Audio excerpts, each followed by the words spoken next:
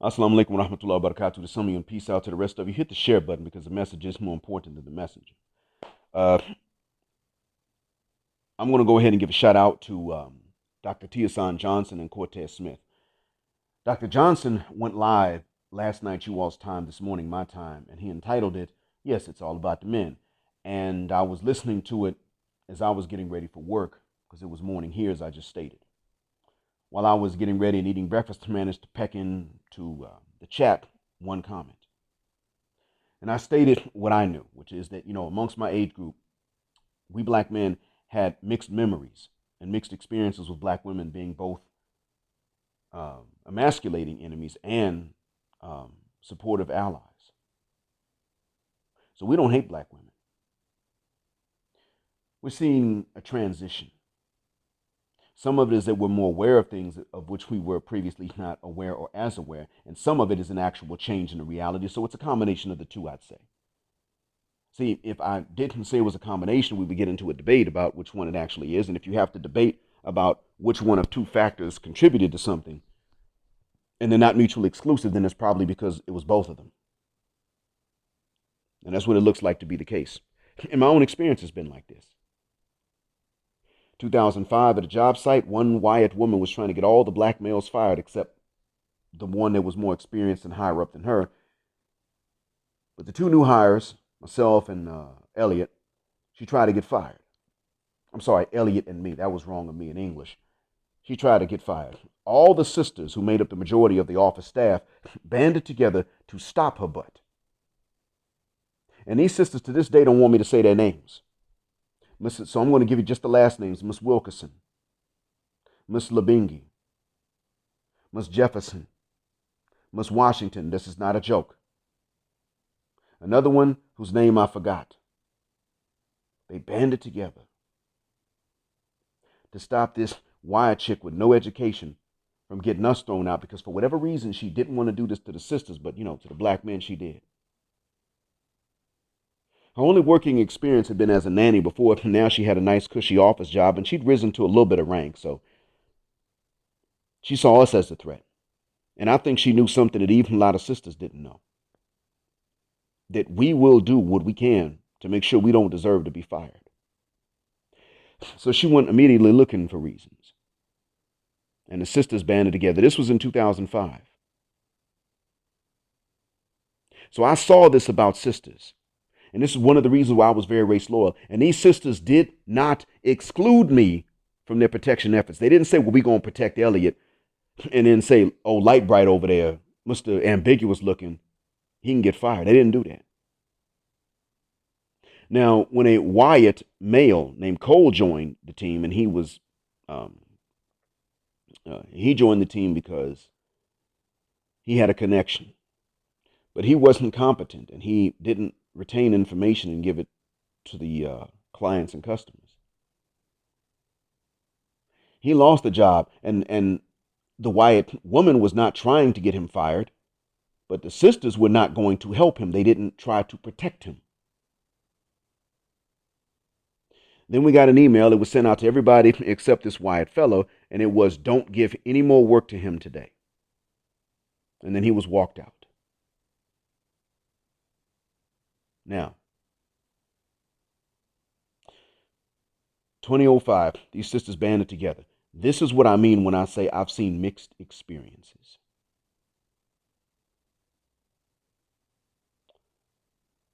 Two years later, I started my graduate program to become a teacher.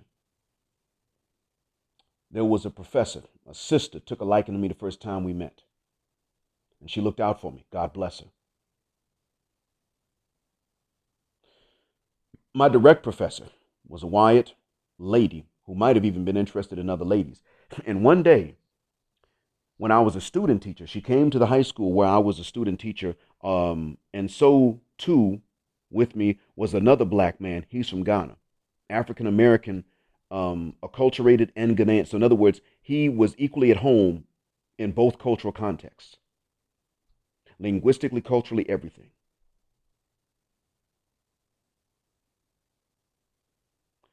Last name is Chiama. Shout out to him too. If you're listening, man, I want to send you opinion.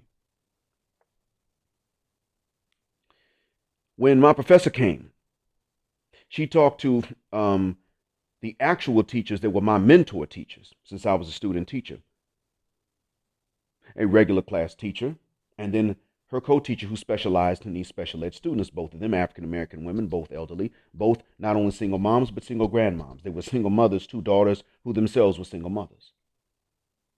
My professor got stopped by them in the hallway. They talked about me like I had a tail, and I came around the corner, walked in on it. And they even said, "You're not preparing your lessons, you ain't teaching the standards." And I was like, well, my lessons are prepared insufficiently. That is true. Because when I'm at home preparing them, I'm also with my daughter alone. She's 3. She's not going to let you focus on anything but her. And if I actually sit down and focus and tell her to wait, she'll get into trouble. What we deal with this too. No, see, you can multitask. I can't. Matter of fact, if you don't deal with it, if you tell your child to wait while you do something else, you're a hero no matter what happens. I, on the other hand, as a black father, am automatically a failure the minute my daughter injures herself or even knocks something else over and breaks it. That's the difference. But in any case, my professor said to me later on in the library, she said, "Okay, listen, you come with me. We're going to talk." We went to the library. She said, "Listen, Black, I'm not going to take your or their word for anything. What I am going to tell you is that you got 2 elderly sisters that are teachers. And another teacher, African American, elderly, also badmouthed her student. I am seeing the divide between black women and black men. And I'm going to find out if that's what the case is here, or if you're really not doing it, or if it's both. I'll see. I'm letting you know I'm going to come in and observe you, but I'm not going to say when." I said to her, "Ma'am, feel free. There's one time I want you to come in and observe who I teach, though. Please, there's a reason for it. And any other time you want to observe me." She said, "Okay, fair enough. I'll observe who you teach." I told her, on Thursday at this particular time of day, I got to teach the shorter teachers' students. They are terrible. They suck. They want people in trouble. Now, what I'm getting at here is that my mentor teacher and her co-teacher that specialize in special ed students were tearing me down no matter what I did. I was very careful to not screw this up. I modeled my lesson plans after the mentor teacher's lessons plans, and she ripped them apart. They were her lesson plans, for the most part. They were constructed the same way she constructed hers. She ripped them apart. That told me it didn't have much to do with me, but I wasn't sure. When my professor came to observe, she found that they were the ones in violation of several rules on the books that I didn't even know were on the books. They were in violation for not telling me these rules were on the books and then violating these rules. They were taking full advantage. She said, "When I came in, you were teaching special ed students by yourself. The special ed teacher was not supposed to leave the main teacher alone with them. Neither of them is supposed to leave you alone with either one of their students. Both of them left you alone with both of their students, including special eds. That's a quadruple violation." Right off the bat, this throws out everything. You were teaching to the standards, plus some in addition. You were doing your job when I came in. I'm telling you, you're going to have to be careful. I've seen this and it's been getting worse. You know what? I'm going to tell you all this now as my audience. I listened to what she said. I factored in the possibility. I went and checked with my man, Chiama. See what his experience was. He confirmed what she told me. "Yeah, man, my mentor teacher told me straight up I need to be more submissive." I was like, "Wait a minute. She used the word submissive with you?" He said, "Yeah. See, in my country, a man doesn't have to tell a woman that, and a woman don't want to tell the man that." He straight asked me, "What the F is wrong with these sisters here?" I said, "Bro, we traumatized. That's all I'm going to say." I said, "We traumatized." And he pointed out, he said something to the effect of, "I don't see the same trouble with you men." Something to that effect.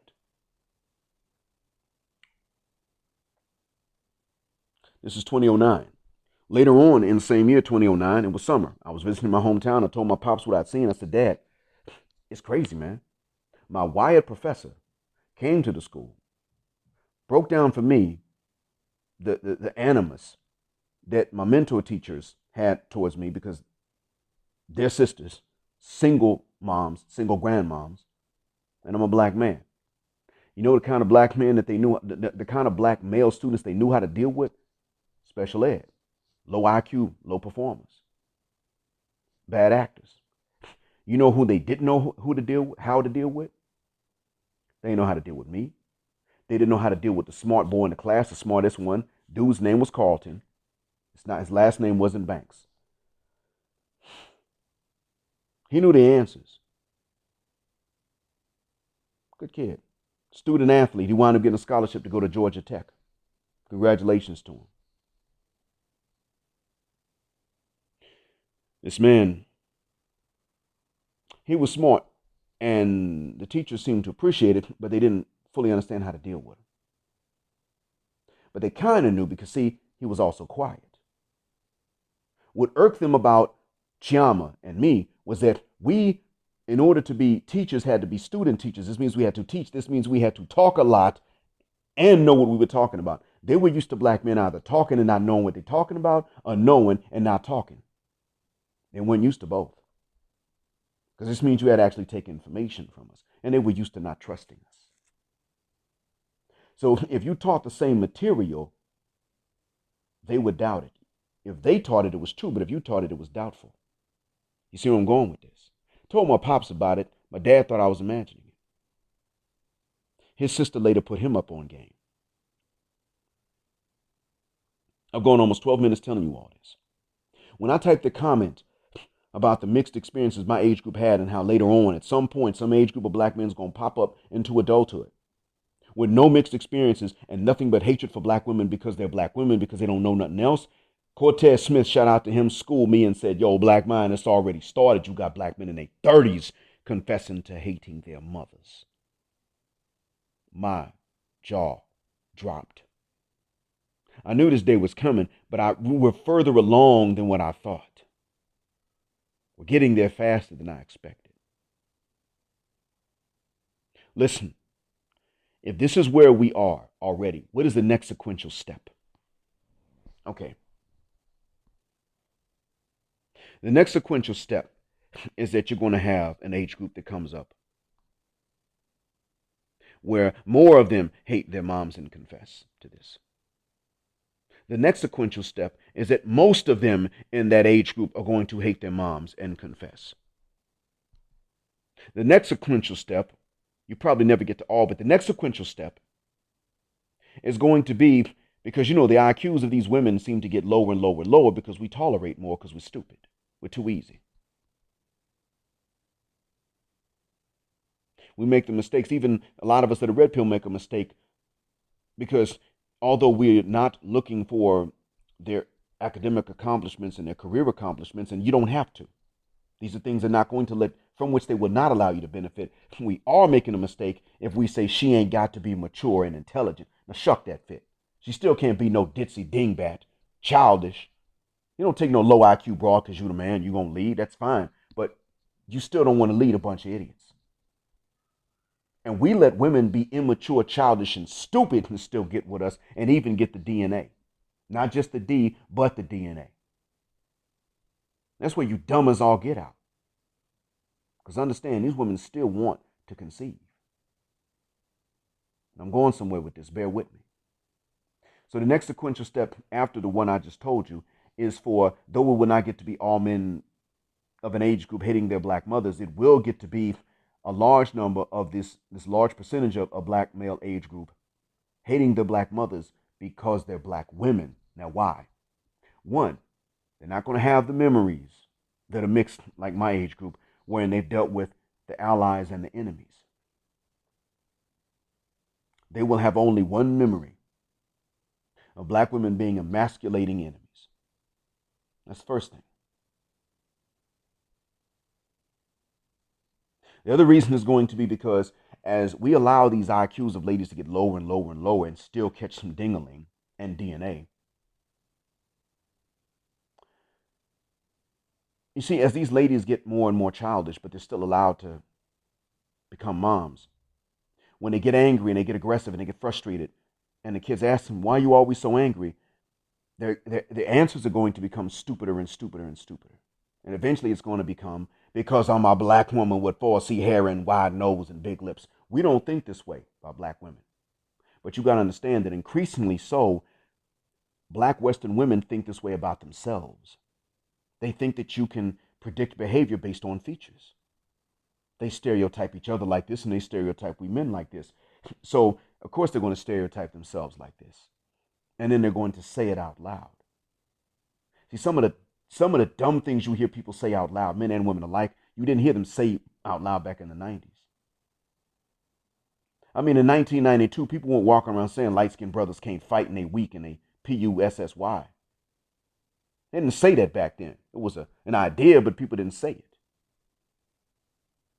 People didn't openly start talking about that till 95, 96. And either Lazy Bone or Busy Bone, whichever one, I forget which one is which. One of them said on the album, "Don't let the light skin fool you, I'll uck you fup." On his album, he had to say it. Well, I think he's since become Muslim. But he had to say this. Hold on. I'm going somewhere with this. You see, I'm just showing you the pattern of how things that people nowadays would say out loud, even when it's true, they wouldn't say out loud back then because everybody would have said, you hallucinating, you crazy. Now you can say some things out loud simply because they're true. But you can also hear people say stupid things out loud that were too stupid for people to say back then. So you're going to hear some ladies saying this to their kids. And the little girls are going to grow up and say, well, then that's how I'm supposed to be. And the boys are going to grow up and they're going to say, well, that's how they are. Mom said it herself. And they're going to grow up with this hatred of black women for being black women. They're not going to associate their hatred of black women with the behaviors. They're going to associate it with, consciously and subconsciously, with the phenotype. So they're going to kick out black daughters who believe they're supposed to behave hatefully and black boys who believe that the reasons that black women behave hatefully are because they're black. Because understand, we're not really getting smarter. I mean, people in general are not getting smarter as time goes on. Idiocracy is not a joke. To tell the truth, men have been forced to become more intelligent, and we've allowed ladies to not become that in order to catch a date. We've allowed them reproductive success while being stupid. One thing that's been saving us is that a lot of women have been playing stupid. What happens when they ain't playing no more? What happens when a few generations down the road, they're actually that dumb because they've been allowed to be? And they can still catch DNA. And that's why I say you're going to have to look for reasons to turn them down. You're going to have to look for reasons to deny them the D, the ding-a-ling and the DNA. Male chastity, even if you don't have a religious belief in it, there's some practical reasons it's necessary. And if you won't understand it, you're going to regret it. That's real. Gentlemen. If you're going to talk about smash and dash and pump and dump, then understand that without even knowing it, you could conceive and leave. And if they can detect that you're the kind of man that, from whom in order to get child support, you're going to fight to be in the kids' lives and you ain't going to take it laying down, if they detect that and they understand what kind of fight it's going to be, they may never told you that you conceived. And that's in their interest to tell you so that they can get that support, but then if they can pin it on somebody else, they'll do that too. But if they understand that there is a cost to get that child support, and that cost is they ain't in control, then they probably would just never told you. Okay, now they got the baby. The village will help them. At least that's what they're thinking. They may not be able to reach you to tell you that, and you don't know. So you're not technically a deadbeat, but you're a dad, a father. Don't know it. So they can still use you to breed these age groups, these generations of the future that are eventually going to come up hating their black mothers because they're black.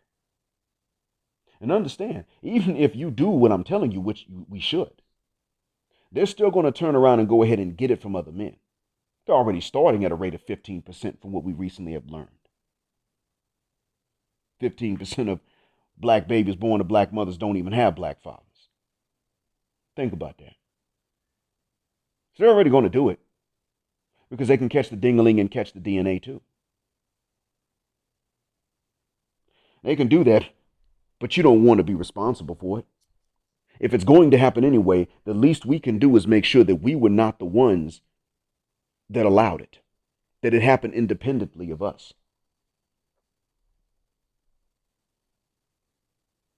Because they're going to try to breed enemies anyway. They're willing to breed their own enemies. Understand that. It's already started. And don't sit up here and take what I'm saying to say that the Wyatt woman is any better. No. I've seen firsthand they're not. In the short run, yes. But in the long run, I've seen that they're not. They'll turn around and ruin a relationship between you and your child too if they can.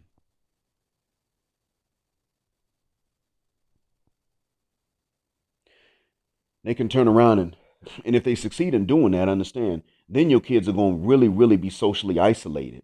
They could be adapted or very mannerable, but they could be isolated, even if the kid's not aware of it because of lack of comparison. They could wind up being very isolated because she ruins a relationship with you, but her relatives ain't gonna necessarily readily accept that child.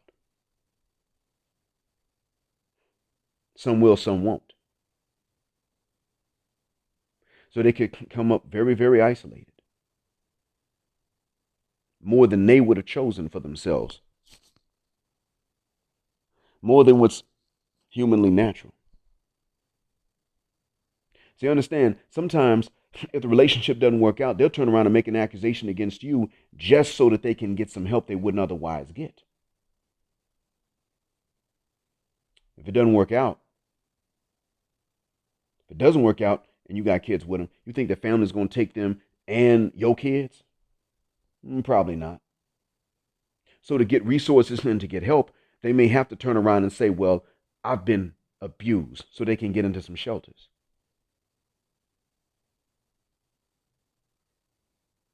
And then when they've said this so as to get help and assistance to get back on their own feet, even though you are not the monster, they can't necessarily relate to you normally, even for the purpose of co-parenting, because they done told the people around them whatever story it took to get whatever assistance they could get. You see where I'm going with this? And that's if they don't even hate you. Because you see, they're less likely to have the regular fall back on the family than a sister is. So you got to understand, gentlemen, you're the one that actually has every reason to be careful. Man, I don't feel a guck what Dr. Jordan Peterson says about how, well, if they're all rejecting you, it's your fault. It's something wrong with you. They're the ones that have the investment to make. Man, shuck that fit. The laws have changed to where the men don't get off the hook. Unless, of course, it is a specific scenario in which that's all she wanted. She got it. And it's not worth it to her to go after you to get the support because you're going to fight to actually be in the kid's life and be the father and be the main authority and maybe even get custody. That's the only way in which they don't come after you. So, there's no non-investment on the part of the dad if she can reach the dad and needs to get that support. Dr. Jordan Peterson is talking about an evolutionary biological standpoint. We're talking about the actual environment today. That's what I'm telling you about. You're the one that's got a lot to lose. We come from a set of traditions in Africa that, though they're diverse and different from each other, generally share one thing in common, and it is that we really care about legacy. A lot of the proverbs in Africa do have to do with both. They have to be there are of a sexual nature, and they're also of a cyclical nature about elders and children. All about legacy. One of them is that the elder can see sitting down what the child cannot even see from the top of the tallest tree. That's a proverb, and it's in multiple languages. A proverb about how the young can go down the road more quickly, but the elders know the way better.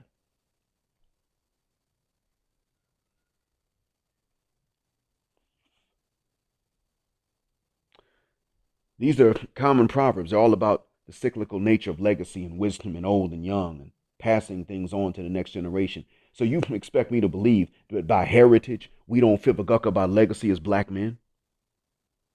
Most men care about legacy. A lot of a lot of childless men still care about legacy, even what they leave to nieces and nephews. You're the one that also has, you're the one with an investment to make and very little help to make that investment. You cannot, gentlemen, let someone come along and tell you anymore that pump and dump is the way to go, as if you're not going to pay some heavy price for that. Because that's the mechanism by which even these ditzy, low IQ, overgrown kids can turn around and breed their own enemies. Why would they not be willing to breed yours too?